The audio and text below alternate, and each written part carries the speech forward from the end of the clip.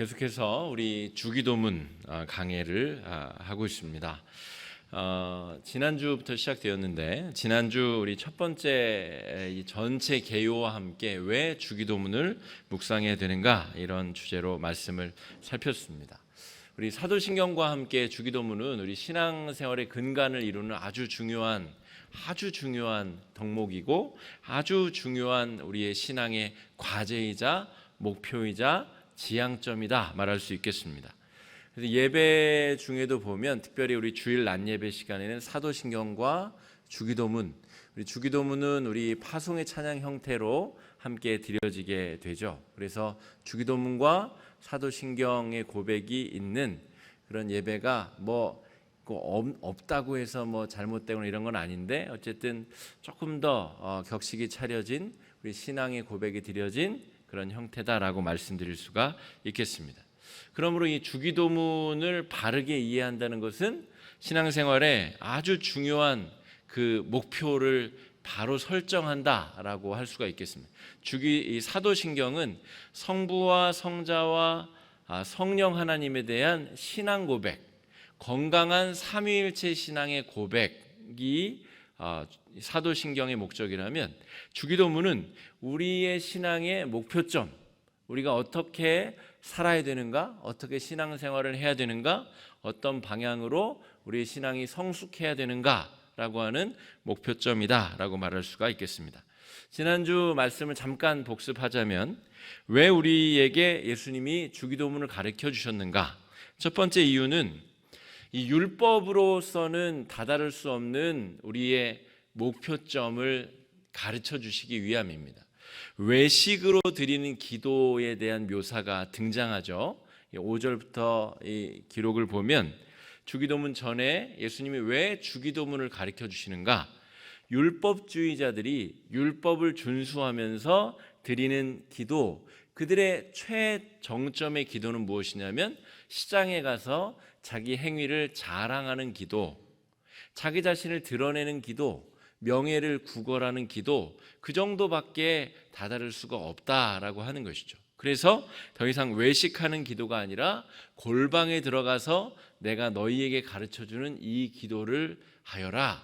주님께서 율법을 뛰어넘는 하나님의 온전한 뜻이 담긴 우리 신앙의 지향점을 가르쳐 주시기 위하여 주기도문을 가르쳐 주셨다라고 하는 것을 말하고요.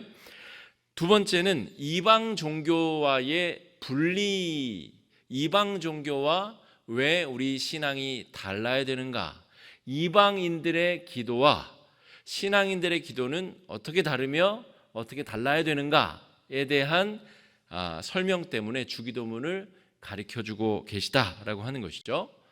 그냥 반복적으로 자기의 소망을 아뢰기 위한 반복적인 어떤 의미 없는 중언부언의 기도, 자기 마음의 바람만을 끊임없이 달라고 요청하는 그런 기복적인 기도와 우리가 드려야 될 가르쳐 주시는 주기도문은 완전히 다르다라고 하는 내용을 지난주에 개괄적으로 살폈습니다. 또한 영적 성숙을 위한 우리의 과제들이 무엇인가를 묘사하고 설명하기 위해서 주기도문을 우리에게 가르쳐 주셨다. 이 세 가지 이유 때문에 주기도문을 우리에게 가르쳐 주셨다라고 하는 것이죠. 그다음에 오늘 이제 강의 두 번째 시간인데 오늘은 누구에게 기도하는가 이것이 주제입니다. 사실 오늘은 9절 말씀 한 절만 읽으면 됩니다. 하늘에 계신 우리 아버지여, 여기까지가 오늘 우리 2강의 주제입니다. 누구에게 기도하는가? 이것이 중요한데 오늘 특별히 세 단계, 세 부분으로 나뉘어서 하늘에 계신 우리 아버지, 이 세 단어에 주목하며 말씀을 묵상토록 하겠습니다. 여러분, 우리 조상들은 1월 성신 하다못해 여러 집안에 있는 잡신들에게까지도 정성을 다해 기도하고 우리의 바람을 아뢰고 요청하였었던 민족적 기질을 가지고 있습니다. 그리고 대부분의 이 세상에 있는 대부분의 종교와 문명에서는 이 피조물의 그 큰 힘에 압도되어서 그 피조물에게 정성을 다하고 피조물이 마치 신인 것처럼 그렇게 우상을 숭배하는 신앙이 가득가득 넘쳤습니다. 그런데 놀랍게도 우리 여호와 하나님, 유일신 하나님을 믿는 신앙은 이 모든 피조물들이 다 하나님의 말씀으로 지은바된 피조물들이다라고 하는 전제가 있습니다. 그리고 그 중에서도 우리 인간들은 만물의 영장으로 물론 인간의 특징이 무슨 사고한다, 직립보행한다, 뭐 손을 쓸 수 있다, 여러 가지 특징들이 있을 수 있으나 가장 중요한 특징은 하나님의 생령이 우리에게 임하였다. 그리고 하나님이 위대한 정원사로서의 역할과 사명을 우리에게 맡겨주셨다라고 하는 것이죠. 하나님이 하셔야 될 일을 위임하실 만큼 우리들이 이 세상에서 존귀한 자들이다. 하나님의 뜻을 알아차리고 하나님의 마음을 헤아릴 수 있을 만큼 영특한 존재들로 우리가 지음받았다. 그런데 다시 태양한테 절을 하고 물에 나일강에 절을 하고 개구리 신한테 절을 하고 이런 우스꽝스러운 일로 우리가 돌아갈 수 없다라고 하는 것이죠. 그래서 주기도문은 하늘에 계신 우리 아버지께 드리는 기도. 그러니까 주기도문을 배운 자는, 주기도문을 드리는 자는 이미 이 피조 세계의 이 피조물들의 경배하고 우상 숭배하는 삶으로부터 벗어나는 하늘에 계신 하나님을 우러러 우리의 바램과 기도를 아를 수 있는 존재들이다라고 하는 자기 정체성으로부터 기도가 시작되는 사람들이다. 그렇게 드려지는 기도다. 그래서 이 하늘에 계신 우리 아버지, 오늘 우리가 이 세 단어를 살피게 될 것입니다. 여러분, 우리가 이 피조물을 숭배하는 현상을 우리는 우상숭배라고 부릅니다.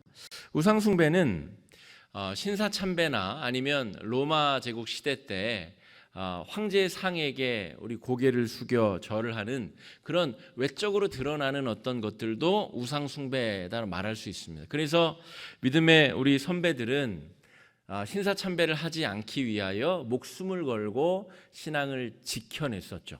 우리 주기철 목사님 같은 분이 대표적인 그런 분들 아니겠습니까?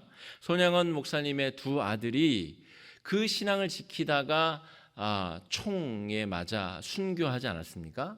그러니까 외적으로 우리가 우상에게 절하지 않는 것, 또 고사 지낼 때 돼지 머리에 절하지 않는 것, 이런 것도 우상 숭배를 하지 않는 아주 중요한 표지, 드러날 수 있는 표지다라고 하는 것이죠. 그런데 더 중요한 우상 숭배는 무엇이냐면 눈에 보이지 않는 것을 하나님보다 더 섬기고 숭배하는 우상 숭배, 그것으로부터 우리가 벗어나야 된다 하는 것이죠.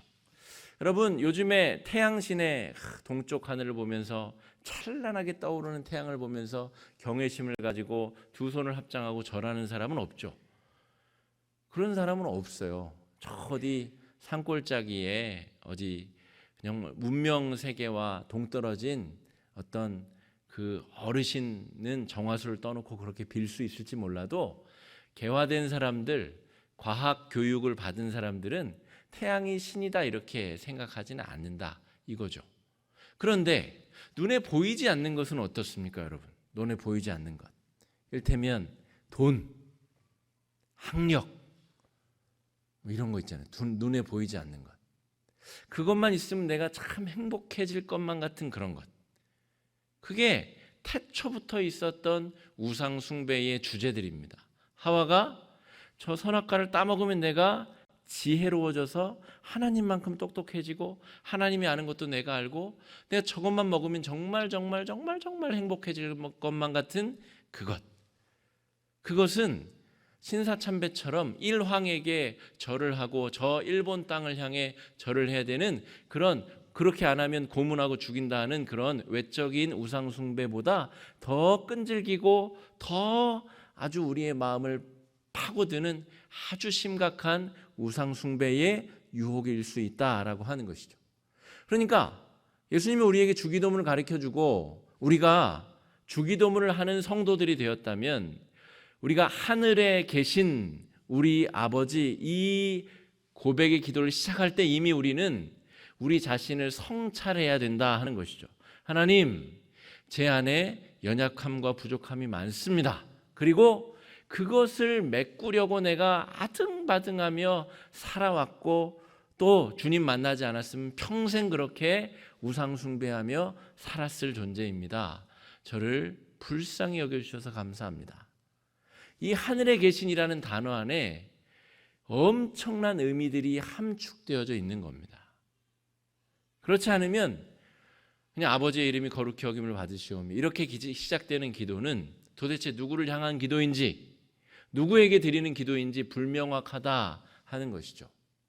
하늘에 계신 이 단어 안에 우리가 경외하고 우리가 기도드리는 그분은 이 땅에 있는 존재가 아니라 이 땅에 있는 피조 세계를 창조하신 전능하신 어미하신 그분께 우리의 경배를 드리고 우리의 기도를 올려드린다라고 하는 겸허한 자세의 경외의 대상을 향한 우리의 마음의 표현이 이 두 단어 안에 이미 녹아져 있다라고 하는 것이죠. 그러니까 하늘에 계신 우리 아버지 할 때 이미 눈물이 핑 돌아야 됩니다. 주님 만나지 않았으면, 예수님이 이 기도 안 가르쳐 주셨으면 우리도 똑같이 정화수 떠놓고 장독대에 가서 정말 수많은 귀신들에게 우리의 정성을 바치고 귀신들이 나를 해코지하지 않을까, 그렇게 두근두근하는 마음으로 조마조마하는 마음으로 그렇게 살았을 인생들이 바로 우리들이다 하는 것이죠. 예수님이 우리 만나 주셨기 때문에, 예수님이 주기도문을 가르쳐 주셨기 때문에 하늘에 계신 이 피조 세계의 그 어떠한 존재에게도 우리가 고개 숙이지 않고 하나님 앞에 기도할 수 있는 존재들이 되었다라고 하는 것이죠. 저는 제가 이런 류의 설교를 할 때마다 제 과거를 돌이켜보면 제가 결핍된 것들이 많을 거 아니에요. 부족하고 결핍된 것. 그것들 중에 하나님이 많은 부분을 회복시켜 주셨어요. 그런데 그것들이 채워지면 저는 정말 행복할 줄 알았어요. 뭐 다 지금 설명하고 묘사할 수도 없고 해봤자 의미도 없는데, 이를테면 제가 치열이 고르지 않았습니다. 그러니까 지금은 교정을 해가지고 굉장히 이 바른 모습으로 돌아왔는데, 이게 20대, 30대 초반에 아마 제가 하지 않았을까 싶은데요. 그러니까 10대, 20대를 저는 활짝 웃은 적이 없어요. 제 이가 너무 치열이 못생겨서 활짝 웃고 대인관계를 하지 못했었어요. 그래서 얼마나 마음에 이 바람이 있었겠습니까? 하나님, 교정을 하게 해주십시오. 그래서 여차저차 해가지고 돈을 모아서 치과에 갔더니 당신은 이 턱이 너무 튀어나와서 교정을 할 수 없습니다. 그래서 또 좌절. 그래서 하나님, 이것만 있으면 진짜 저는 아무런 바람이 없을 것 같습니다. 저는 정말 너무너무 행복할 것 같습니다. 그래서 결국에 진짜 하나님의 은혜로 30대 초중반에 어떤 장로님 치과 선생님을 만나가지고 정말 어떻게 잘 교정을 했어요.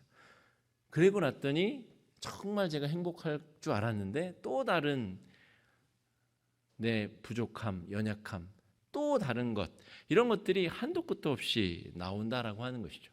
그러니까 그 결핍을 메꾸면 내가 완전해질 것 같은 착각, 그래서 그 결핍을 끊임없이 갈구하고 희망하는 태도가 하나님께 나아가는 태도보다 우선되고 앞서고 더 커지면 그 모든 것이 우상숭배다라고 하는 것입니다. 이 피조 세계 안에 하나님께서 지으신 교정도 사람이 하는 거고, 요 치열이 바라지는 게 그렇게 대단하니 지금 생각하면 그런데 그 당시에는 아주 절대적인 것이었어요, 저한테는. 그러니까 하늘에 계신 하나님이 아니라 하나님이 지으신 피조 세계에서 내가 얻을 수 있는 어떤 물질적인 만족과 어떤 소유와 그런 것들로 내가 완전히 행복해질 수 있다라는 착각, 이것 자체가 주기도문을 드릴 수 없는 상태다라고 하는 거예요. 하늘에 계신 우리 아버지, 이렇게 기도드릴 수 없는 상태다라고 하는 것입니다. 하늘에 계신 이 두 단어가 여러분 그렇게 중요합니다. 미국에 있는 선교사들이 IT라고 하는 그 미국 저 남쪽에 있는 아주 가난한 섬나라 있잖아요. 진흙으로 빵 만들어, 먹을 게 없어서 진흙빵 만들어서 뜯어 먹는다고 하는 그 IT에 선교 여행을 갔다가 아주 신실한 믿음의 형제를 한 명 만나서 자기들끼리 돈을 모아가지고 미국으로 데려와서 한 달간 이렇게 조금 쉬게 하고 뭐 세미나도 참석시키고 막 그렇게 했답니다. 그리고 나서 이제 헤어질 때가 되어서 어떻게 지냈습니까? 어떻게 지냈니? 라고 물어봤더니 한 달 동안 너무 천국 같은 생활을 했습니다. 너무 감사합니다. 정말 좋은 호텔에서 정말 이 사각사각하는 그 이불 덮고 정말 더우면 에어컨 켜고 정말 행복하게 그렇게 잘 지냈습니다. 좋은 학교들도 보고 좋은 곳도 보고 맛있는 것도 먹고 그렇게 지냈습니다. 그런데 제가 이제 돌아갈 때가 되었는데 돌아가는 것이 여기 있었던 것보다 훨씬 더 기쁠 것 같습니다. 그래서 이 선교사들이 좀 섭섭하기도 하고 의아하기도 하고, 아니 왜 뭐 좀 섭섭한 게 있었냐, 부족한 게 있었냐 이렇게 물었더니 이 친구가 그렇게 대답을 했다 그래요. 너무 감사드립니다. 저는 미국에서 최고의 시간들을 보냈습니다. 그러나 저는 집에 가게 되어 얼마나 기쁜지 모릅니다. 풍족한 이곳에서의 삶은 하루하루 주님을 의지하는 내 본연의 습관을 잃어버리게 하는 것 같았기 때문입니다. 그러니까 진짜 영적으로 깨어있는 청년인 것이죠. 물질적으로는 완벽하고 모든 것이 충족되어 보이는 이 미국의 한 달간의 생활이 자신이 영적으로 하나님께 기도하고 하나님께 도움을 요청하고 하나님께 회개하고 하나님께 나아가는 절대적인 시간이 줄어드는 경험을 하였다는 것입니다. 그래서 내가 못 사는 우리 조국이지만 내 IT로 돌아가는 것이 내 영성 생활에는 지금 한 달간의 경험은 참 의미 있고 값지지만 내 영성 생활을 위해서는 돌아가는 것이 훨씬 좋겠습니다라고 간증을 했다는 거예요. 여러분, 한국 교회가 침체 일로로 접어들고 있습니다.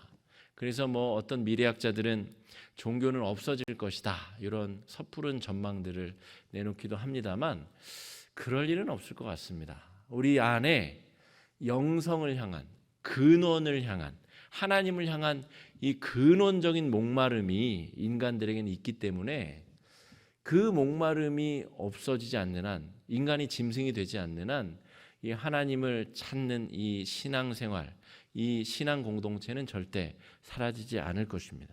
그런데 물질 문명이 많이 발달하고 더 편리해지고 원하면 무엇이든 내가 원하는 것을 얻을 수 있는, 누릴 수 있는 그런 세상 속에서 하늘에 계신 하나님을 구하고 찾는데 훨씬 더 사람들이 어려움을 겪고 있다라고 하는 것이죠.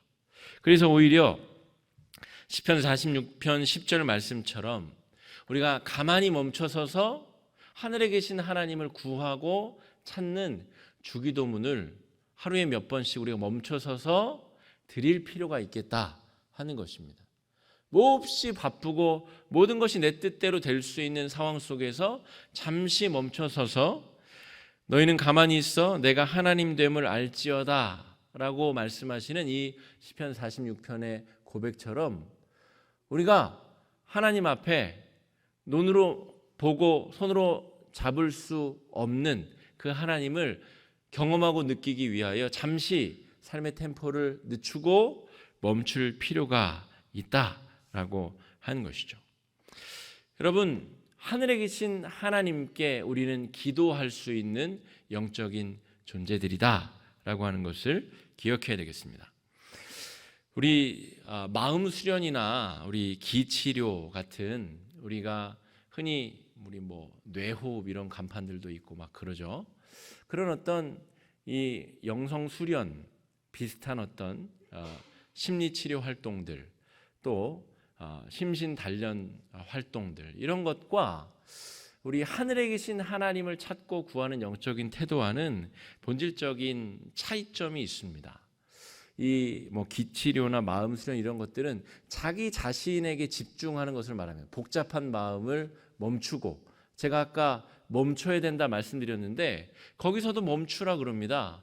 호흡을 늦추고, 바쁜 호흡을 이렇게 살던 호흡을 늦추고, 의도적으로 호흡을 늦추어서 이 마음과 몸을 차분하게 하고 이 뇌파를 더 안정시켜서 더 깊이 있게 자기 자신을 성찰하도록 고안된 어떤 프로그램일 수 있죠. 그런데 하늘에 계신 하나님께 우리가 주기도문을 드리는, 하나님의 뜻에 나아가는 이 태도는 그런 어떤 이 마음 수련 기치료와는 질적으로 다른 것이다라고 하는 것이죠. 그런데 흔히 우리가 그것이 비슷한 것 아닐까? 그것이 같은 것 아닐까? 이렇게 착각할 수 있다라고 하는 것이죠. 절대자를 향한 기도, 하늘에 계신 하나님께 드리는 기도는 하나님 앞에 단독자로 내가 서고 회개하고 은혜를 경험하고 또 하나님 앞에 나의 바램을 아뢰고 아무 탈출구 없을 때 하나님께 지혜를 간구하고, 절대자 앞에 내가 서는 완전히 하나님 앞에 자기 자신을 멈추는 행위와 그저 호흡을 늦추고 생각을 멈추고 자기 자신에게 집중하는 그런 어떤 심신훈련 프로그램과는 질적으로 본질적으로 차이가 있다라고 하는 것을 우리가 기억하여야 하겠습니다. 하늘에 계신, 그 다음에 이어지는 단어가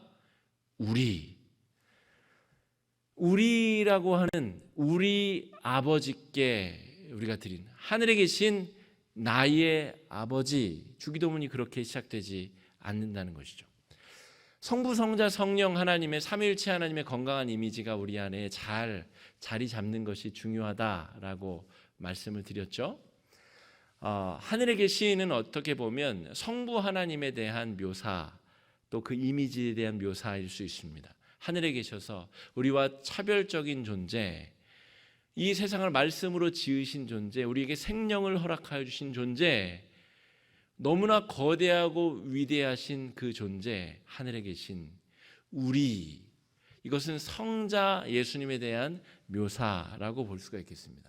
우리에게 오신 하나님, 인간이 되어 우리 가운데 오신 하나님, 그 하나님의 이미지에는 너와 나의 차별이 있을 수 없다라고 하는 것이죠.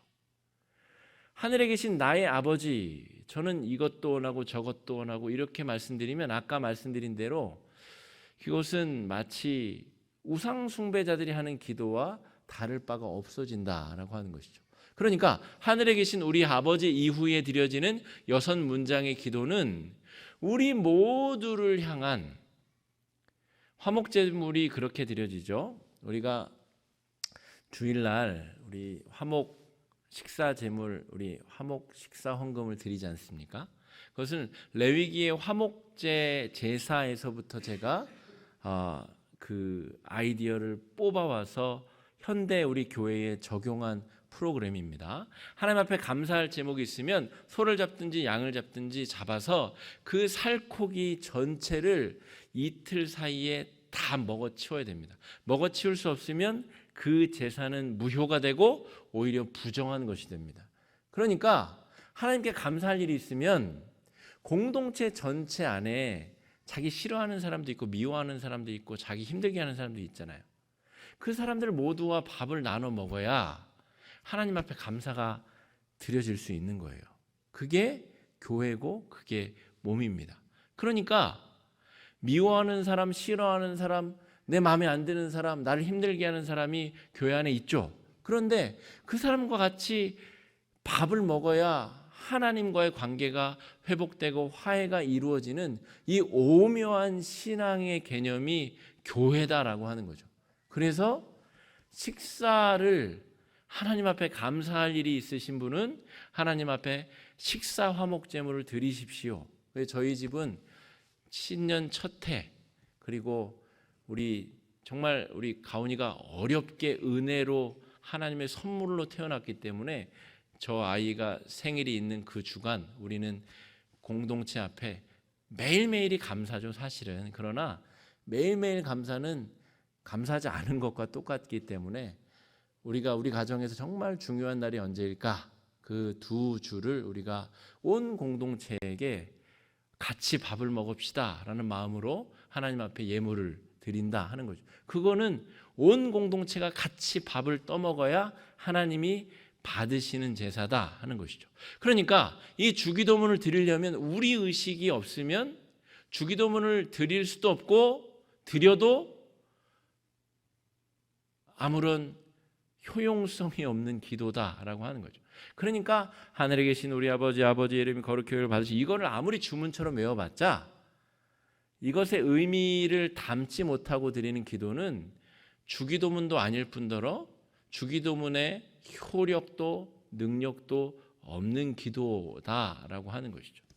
우리 가온이가 부모끼리 나누는 여러 어려운 단어들을 따라해요.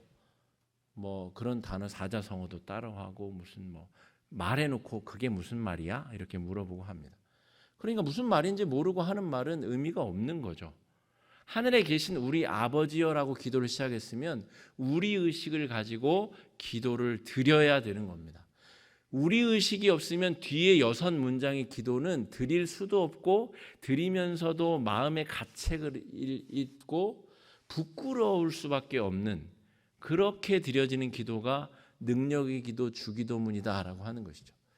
제가 아직도 기억나는 것은 제가 지금 한 10년 전인가요? 천안에 신방을 하러 갔다가 천안에서 이제 올라오는 길에 이제 좌회전을 해야 돼. 좌회전 차선을 섰는데 앞쪽에 돼지 실은 차가 멈춰 있는 거예요.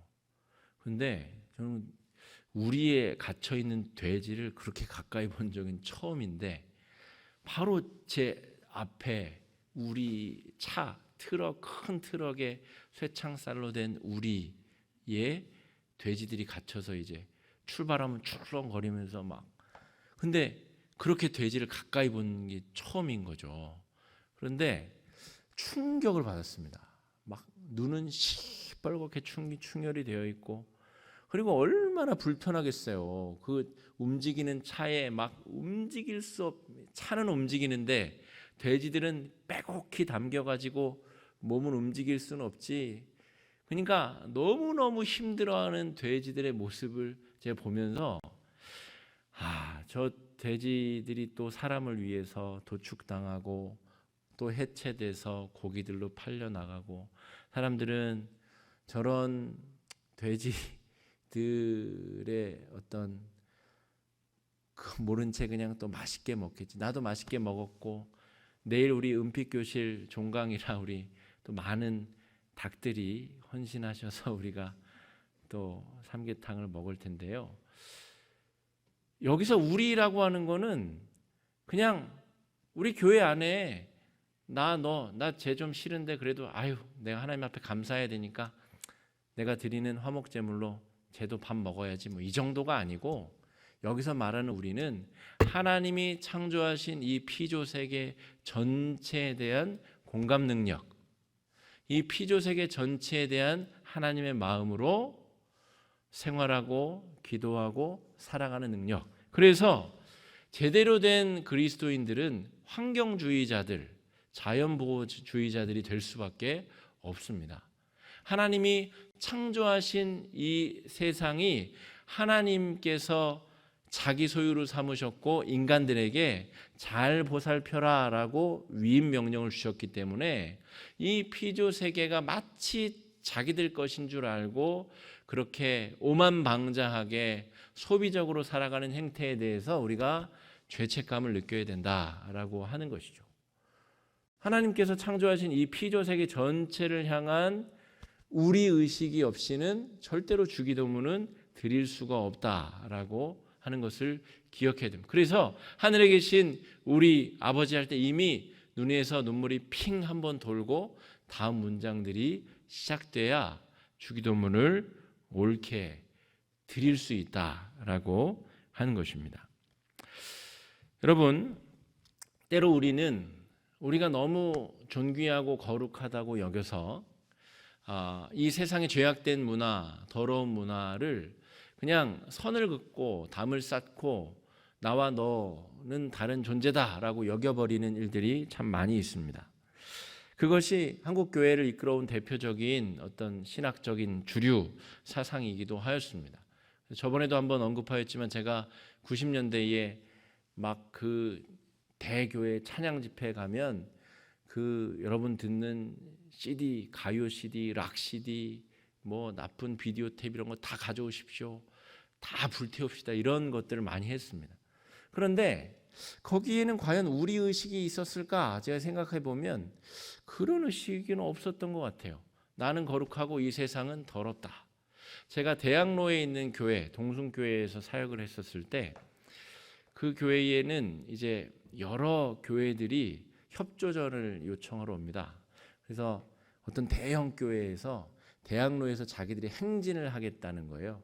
우리가 행진을 할 테니 너희들도 동참해라. 이런 협조전을 하러 왔습니다.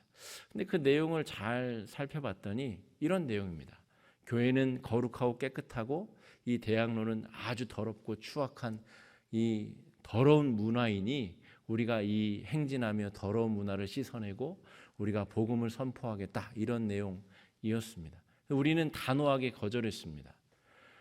당신들은 거룩할 줄 모르는데 우리가 이 대학로에 속한 교회이고 우리는 이 대학로에 속해 있으면서 우리는 대학로의 변화를 위해서 함께 기도하고 노력하는 교회이기 때문에 대학로가 더럽다라고 해버리면 우리 자체도 더러운 것이 되므로 우리는 당신들의 그 외침에 따를 수가 없고 동조할 수가 없습니다라고 우리는 거절했습니다. 나와 너를 그렇게 선긋기에서 구별하는 순간 우리가 깨끗해질 것 같지만 더욱더 우리는 율법주의자들밖에 될 수 없습니다. 우리가 비난하는 그 사람의 잘못된 모습이 결국에는 내 안에도 똑같이 있음이 깨달아져야 우리는 같이 밥을 먹을 수 있는 교인들이 될 수 있다 하는 것이죠. 마찬가지로 우리가 몸담고 살아가고 있는 이 세상 속에 교회만 거룩하고 이 세상은 더럽다라고 해버리면 우리는 하나님 앞에 바른 신앙생활로 설 수가 없다라고 하는 것입니다. 우리가 세상 속에 몸담고 살아가는 하나님의 성도이기 때문에 이 세상과 우리가 하나의 연계된 하나의 우리 공동체임을 깨달아야 중보기도를 할 수 있고 그들 속에 들어가서 애달픈 마음으로 복음을 전할 수 있다라고 하는 것입니다. 그래서 이 우리라고 하는 단어를 생각하실 때는 여러분 영적인 삼각관계를 늘 생각하셔야 됩니다. 나와 하나님, 이거는 양자 간의 관계죠. 이것은 절대로 건강한 신앙이 아닙니다. 마태복음 6장 5절에 묘사한 대로 외식적인 사람이 드리는 기도가 바로 양자적인 기도죠. 하나님, 제가 이렇게 잘했습니다. 제가 지난 주간에 이틀이나 금식하고 11조도 빠짐없이 하였고 정말 하나님이 원하시는 율법을 다 지켰습니다. 저 잘했지요. 제가 지금 시장 어귀에 나가서 제 행위를 자랑하겠습니다. 저 죄인들이 듣고 회개하도록 제가 외치겠습니다. 이것은 하나님과 나 양자 관계에서 드리는 아주 유치한 기도다라고 하는 것이죠. 하나님이 원하시는 우리 기도는 무엇이냐면 하나님이 계시고 내가 있고 이 세상이 하나로 연결되어져 있는 영적 삼자 관계 안에 드리는 기도. 그래서 우리가 세상 속에 해야 될 역할을 깨닫기 위하여 나의 거룩을 위해 자기를 성찰하고 회개하고 내가 그들에게 예수의 향기를 날리기 위하여 어떻게 해야 되는지 돌이켜보고 그 세상 속에서 내가 섬기고 희생함을 통하여 예수님을 드러내기 위해 어떻게 해야 되는지를 고민하는 신앙, 고민하는 기도가 우리가 드릴 수 있는 영적 삼자 관계 안에 드리는 기도다라고 할 수가 있겠습니다. 여러분 이거는 더 할 얘기가 많지만 오늘 주제를 다소 벗어나기 때문에 여기까지만 하겠습니다. 하늘에 계신 우리 아버지, 우리가 드리는 기도는 아버지께 드리는 기도입니다. 이것은 성령 하나님의 이미지라고도 말할 수가 있겠죠. 우리 누가복음 15장의 탕자의 귀양을 그린 렘브란트의 그림, 제가 보여드릴 수는 없지만 여러분 잘 한번 생각해 보십시오. 저번에도 한번 제가 그림 설명을 드렸죠. 렘브란트의 그 그림 속에 등장하는 아버지의 비스듬히 이렇게 한쪽으로 기울어진 고개와 양손에 한쪽은 남성적인 손과 한쪽은 여성적인 손, 이런 설명을 드렸었죠. 아버지와 어머니의 이미지가 완전히 사랑으로 죄인을 덮어내는 그 온화한 미소를 가진 아버지의 모습. 그리고 실제로 여기서 아버지라고 하는 것은 아빠라고 하는 아람어의 이 히라버식 번역입니다. 그러니까 실제로는 하늘에 계신 우리 아빠라고 기도하는 것이 훨씬 더 정확한 번역이다라고 말할 수가 있죠. 아빠라고 말할 수 있는 존재. 아버지와 아들, 아버지와 딸, 부모와 자식 간에는 어떤 그 거래나 이윤이 발생하고 목적을 이루기 위해서 존재하는 만남이 아니지 않습니까? 그냥 존재하는 거죠. 태어났으니까. 아버지께서 우리를 창조하셨으니까. 그냥 존재하는 거죠. 왜 같은 집에 들어가나요? 어떤 목적이 있어서가 아니라 그냥 가족이기 때문에, 아버지이기 때문에, 아들, 딸이기 때문에 같은 집에 들어가서 같이 밥을 먹고 어려운 일이 있으면 같이 고민하고 같이 걱정하고 같이 울고 같이 웃고 같이 고민을 풀어내고 같이 사랑하며 살아내는 어떤 이유와 근거 없이 그냥 아빠라고 부를 수 있는 관계, 그 존재가 우리의 기도를 들으시는 하나님이시다라고 하는 것이죠. 아빌라의 테레사라고 하는 아주 유명한 이 기도자가 있습니다. 기도의 어머니. 그런데 이분이 주기도문을 설명하면서 그렇게 썼습니다. 주기도문을 시작할 때 아빠가 느껴지지 않으면 기도의 진도를 더 이상 나아가지 마십시오. 아빠의 느낌이 완전히 올 때까지 그 단어를 반복하십시오. 그렇지 않고 뒤에 것을 해봤자 아무 소용이 없습니다. 무슨 말인지 이해하시겠습니까? 하늘에 계신 우리 아버지 했는데 아버지에 대한 느낌이 전혀 와닿지 않으면 주기도문을 해봤자 소용이 없다는 거예요. 이 말은 바꿔 말하면 주기도문뿐만이 아니라 우리가 드리는 모든 기도에 있어서 하늘에 계신 우리 아버지께 드리는 느낌이 들지 않으면 아무리 긴 시간을 기도해봤자 소용이 없다 하는 말입니다. 하나님 아버지께서 우리를 사랑해 주십니다. 지지난주 우리 주일 설교 때 우리 살펴본 내용이 뭐죠? 삼위일체 하나님은 절대 타협 없이 사랑의 방법으로 끝끝내 우리 죄인을 찾아오셔서 사랑으로 녹여내시는 분이시다. 우리의 죄악이 너무 심해서 대충 포기하고 대충 말아버리시는 분이 아니라 절대적 사랑으로 타협 없이 인간이 되셔서 심지어 영으로 우리 속에 오셔서까지 사랑으로 우리를 녹여내시는 절대 포기하지 아니하시는 사랑의 아버지, 그 사랑을 우리에게 베푸시는 그 하나님께 우리가 기도를 드린다라고 하는 것을 우리가 기억하여야 하겠습니다. 때로 이런 분들이 있습니다. 저도 우리 아버지가 일찍 돌아가셨기 때문에 저는 육신의 아버지에 대한 기억이 없습니다. 그냥 사진으로 이렇게 생기셨구나, 이런 성품을 가지신 분이셨구나, 이렇게 살아오신 분이시구나, 이걸 들어서 알지 실제로 기억이 나지 않습니다. 그래서 하늘에 계신 우리 아버지 할 때 저는 약간 뭔가 백지의 느낌이어서 오히려 이 성경에 드러나는 아버지의 이미지를 그리기가 더 채색하기가 더 편리하고 좋을지 모르겠어요. 또 반면 어떤 분들은 육신의 아버지가 너무 정말 힘들게 하셨던 분이셔서 하늘에 계신 우리 아버지 그러면 몹시 불쾌하고 짜증나고 힘들고 이런 분들도 제가 많이 봤습니다.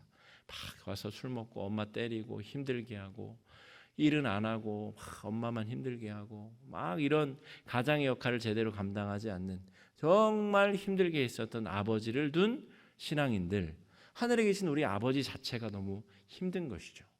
그런데 여러분, 육신의 아버지의 이미지에 하나님의 이미지를 살짝 얻는 게 아니에요. 여기서 하나님 아버지의 이미지 자체를 통하여 육신의 아버지를 긍휼히 여기게 되는 것이 정상적인 과정입니다. 하늘에 계신 아버지의 이미지가 우리 안에 건강하게 회복되어서 육신의 아버지의 연약함을 긍휼히 여기고 또 더 효도하고 더 사랑하게 되는 것이 하나님 아버지가 가지는 의미의 아주 중요한 강력한 능력이자 힘이다라고 하는 것입니다. 여러분, 그래서 말씀을 우리가 천착하여 묵상하고 살필 필요가 있습니다. 성부, 성자, 성령 하나님 아버지가 나에게 어떤 분이셨는가? 나를 얼마나 사랑해 주시는 분이신가?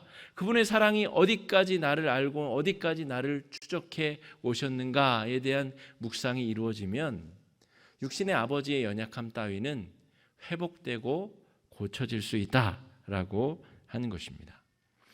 여러분, 그래서 우리가 정말 힘들 때는 아무 이유 없이 생떼를 쓰는 기도를 드려야 될 때도 있습니다. 아버지께, 어머니께 아무 이유 없이 막 울부짖고 달라고 떼쓰는 기도를 드려야 될 때도 있는 것이죠. 힘들고 어려운데 고상하게 존귀하신 아버님 기체오 일양 만강하시옵고 옥체 보존하시옵고 이렇게 기도를 드릴 수 없을 만큼 아빠에게 강력하고 간절하게 외마디 소리로 외쳐야 될 기도를 드려야 될 순간도 우리에게 있다라고 하는 것이죠. 그런 관계를 우리에게 허용해 주신 분이 우리 하나님이시다. 그분께 우리가 기도를 드릴 수 있게 되었다. 심지어 그렇게 기도를 하여라라고 예수님은 우리에게 강력하게 지시하시고 가르쳐 주시고 계시다라고 하는 것입니다. 여러분, 내일 새벽에도 새벽 예배에 오시는 분들은 주기도문으로 새벽 예배를 마치실 텐데 그때에 하늘에 계신 우리 아버지 할 때 이미 3번쯤 눈물이 핑핑핑 돌아야 정상입니다. 그분께 우리가 기도를 드릴 수 있게 되었다. 그리고 그분께 우리가 기도하는 존재로 사랑받는 존재가 되었다라고 하는 것입니다. 다음 주부터 우리가 아버지 이름이 거룩히 여김을 받게 하여 주시옵소서라고 하는 첫 번째 문장의 기도부터 더 자세히 살피도록 그렇게 하겠습니다. 이 시간에 말씀 의지해서 함께 좀 기도하시겠습니다. 기도하실 때에 하나님, 우리에게 기도를 가르쳐 주셔서 감사합니다. 하늘에 계신 우리 아버지께 우리가 기도를 드리게 하여 주시니 감사합니다. 우리를 얼마나 사랑해 주셨는지 하나님, 우리가 깨달아지게 하여 주시고 우리가 그 사랑에 녹아들게 하여 주시고 그 사랑에 온전히 회복되고 치유함 받을 수 있도록 하여 달라고 이 시간 함께 기도하며 나아가겠습니다. 기도하겠습니다.